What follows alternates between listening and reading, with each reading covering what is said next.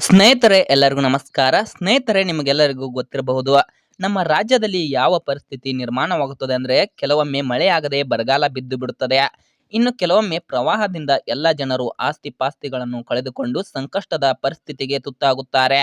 ಇಂತಹ ಪ್ರಕೃತಿ ವಿಕೋಪದಿಂದಾಗಿ ಅತಿ ಹೆಚ್ಚಿನ ಸಮಸ್ಯೆಗೆ ತೊಂದರೆಗೆ ಒಳಗಾಗುವವರು ನಮ್ಮ ರೈತರು. ಸ್ನೇಹಿತರೆ ಕೇಂದ್ರ ಮತ್ತು ರಾಜ್ಯ ಸರ್ಕಾರವು ರೈತರಿಗೆ ನೆರವಾಗುವಂತಹ ಒಂದು ಹೊಸ ಯೋಜನೆಯನ್ನು ಜಾರಿಗೆ ತಂದಿದೆ.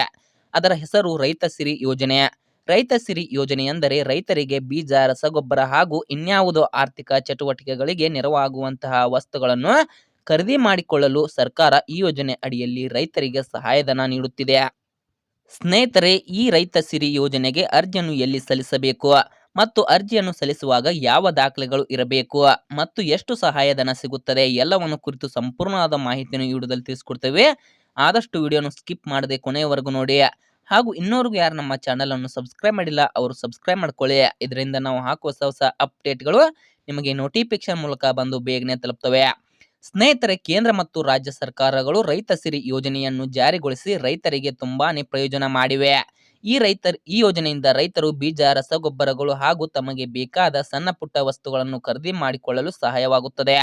ಕೃಷಿಯಲ್ಲಿ ಹೆಚ್ಚಿನ ಉತ್ತೇಜನ ಸಿಗಬೇಕು, ಕೃಷಿ ಚಟುವಟಿಕೆಯಲ್ಲಿ ಅಭಿವೃದ್ಧಿ ಆಗಬೇಕು ಎನ್ನುವ ದೃಷ್ಟಿಕೋನದಿಂದ ಕೇಂದ್ರ ಮತ್ತು ರಾಜ್ಯ ಸರ್ಕಾರಗಳು ರೈತರಿಗೆ ಇಷ್ಟವಾಗುವಂತಹ ಹಲವಾರು ಯೋಜನೆಗಳನ್ನು ಜಾರಿಗೊಳಿಸಿವೆ. ಅದರಲ್ಲಿ ರೈತ ಸಿರಿ ಯೋಜನೆ ಕೂಡ ಒಂದು ಪ್ರಮುಖವಾದ ಯೋಜನೆಯಾಗಿದೆ. ಈ ಯೋಜನೆ ಅಡಿಯಲ್ಲಿ ಅತಿ ಕಡಿಮೆ ಜಮೀನನ್ನು ಹೊಂದಿರುವ ರೈತರಿಗೆ 10,000 ರೂಪಾಯಿ ಸಹಾಯಧನ ಸಿಗುತ್ತದೆ. ಸ್ನೇಹಿತರೆ, ಇನ್ನು ಈ ರೈತ ಸಿರಿ ಯೋಜನೆಗೆ ಅರ್ಜಿಯನ್ನು ಸಲ್ಲಿಸಲು ಬೇಕಾಗುವ ದಾಖಲೆಗಳು ಯಾವುವು ಅಂತ ನೋಡೋದಾದ್ರೆ, ಮೊದಲನೇದಾಗಿ ರೈತರ ಫೋಟೋಗಳು ಬೇಕಾಗುತ್ತವೆ. ಅನಂತರ ರೈತರ ಮೊಬೈಲ್ ಸಂಖ್ಯೆ ಬೇಕು. ಇದರ ಜೊತೆಗೆ ರೇಷನ್ ಕಾರ್ಡ್ ಕೂಡ ಬೇಕಾಗುತ್ತದೆ.